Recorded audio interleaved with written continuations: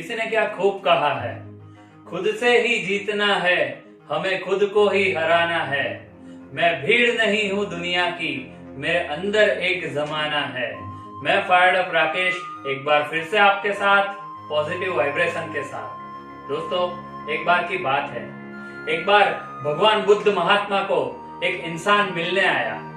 उसने बुद्ध से कहा कि मुझे बताइए कि मेरे जीवन क्या है, इस पूरी दुनिया में मेरे जीवन की कीमत क्या है। तब बुद्ध मुस्कुराकर उसे बोले कि लो, मैं तुम्हें ये एक पत्थर देता हूं, यह पत्थर लेकर तुम मार्केट में जाओ और इसकी कीमत पता करो, लेकिन एक बात का ध्यान रहे कि तुम्हें यह पत्थर बेचना नहीं है, सिर्फ इसकी कीमत पता करना है। वह आदमी मार्केट में गया। मार्केट में उसे एक आम वाला मिला। उसने आम वाले को यह पत्थर दिखाया और कहा कि भाई साहब, मुझे इस पत्थर की क्या कीमत दोगे। तब आम वाले ने सोचा कि यह पत्थर तो सही मायने में कुछ अलग ही दिखता है, कुछ बेशकीमती लगता है, क्यों ना मैं इससे पत्थर हथिया लूं। तब उसने कहा उस आदमी से कि यूं तो देखने में यह पत्थर इतना खास नहीं है, फिर भी मैं तुम्हें इस पत्थर का 10 आम दे सकता हूं। तब वह आदमी यह पत्थर लेकर आगे की ओर बढ़ चला। वह आगे गया। आगे जाकर उसे एक सब्जी वाला मिला। उसने सब्जी वाले से कहा कि भाई साहब, मेरे पास यह पत्थर है, बोलो तुम इसका क्या दाम दोगे। तब सब्जी वाले ने कहा कि देखो भाई, मेरे को यह पत्थर वैसे तो कोई काम का नहीं है, फिर भी कभी कभार नाप तोल के लिए काम लग सकता है। मैं इसका तुम्हें 1 किलो आलू दे सकता हूँ, अगर देना है पत्थर तो दे दो। तब उस आदमी ने सोचा कि नहीं, ये पत्थर तो शायद बेशकीमती लगता है। वह और आगे गया और आगे जाके एक किराना स्टोर्स की दुकान आई। उसने किराना वाले को पत्थर दिखाया और कहा कि भाई साहब, मेरे पास ये पत्थर है, बोलो तुम इसका क्या दाम दोगे। तब किराना वाले ने कहा कि मैं तुम्हें इस पत्थर का 1 बोरी गेहूं दे सकता हूँ, बोलो देना है तो तुम दे दो। तब उसने सोचा कि पहले आम वाला मिला, आम वाला इसका 10 आम देने को तैयार था। फिर सब्जी वाला मिला, सब्जी वाला इसका 1 किलो आलू देने को तैयार था। और फिर किराना स्टोर वाला मिला, किराना स्टोर वाला इसका 1 बोरी गेहूं देने को तैयार है। मानो ना मानो, यह पत्थर शायद बहुत ही बहुमूल्य है। वह सुनार के पास गया, सुनार को पत्थर दिखाया। सुनार ने पत्थर को तराशा और कहा कि मैं इसका तुम्हें 50,000 रुपया दूंगा।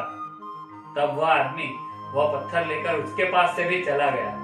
आगे जाते जाते जाते जौहरी की दुकान आई। वह जौहरी के पास गया, जौहरी को पत्थर दिखाया। जौहरी यह पत्थर देखते ही समझ गया कि ये तो बेशकीमती रूबी का पत्थर है। उसने उसे बोला कि मैं इसका तुम्हें 1 लाख रुपया दूंगा, लो ये 1 लाख और चले जाओ। वह आदमी को अब तक यह पत्थर की कीमत का अंदाजा हो गया था।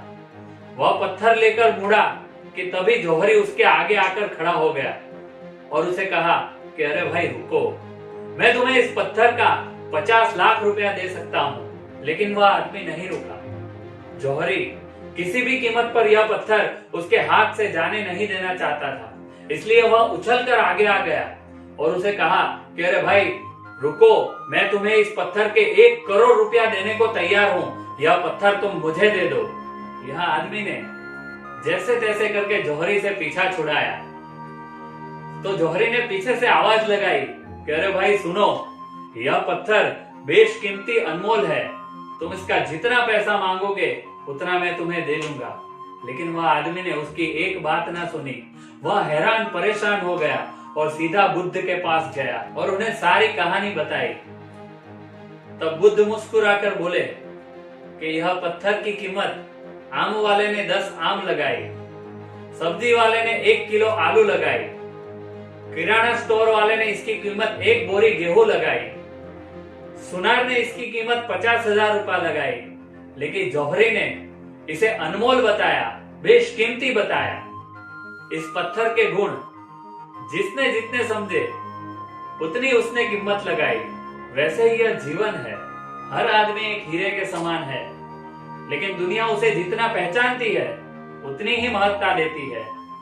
आदमी और हीरे में फर्क सिर्फ इतना है कि हीरे को कोई और तराशता है और आदमी को अपने आप को खुद तराशना पड़ता है। फायर्ड अप राकेश आपसे यही कहेगा कि आप भी अपने आप को तराश कर अपनी चमक हीरे की भांति ये दुनिया में बिखेरते रहिए, क्योंकि हीरा तभी चमकता है जब वह घिसता है, कटता है। अपने आप को तराशते रहिए, चमकते रहिए, अपनी चमक दुनिया में बिखरते रहिए, क्योंकि जिंदगी बहुत खूबसूरत है।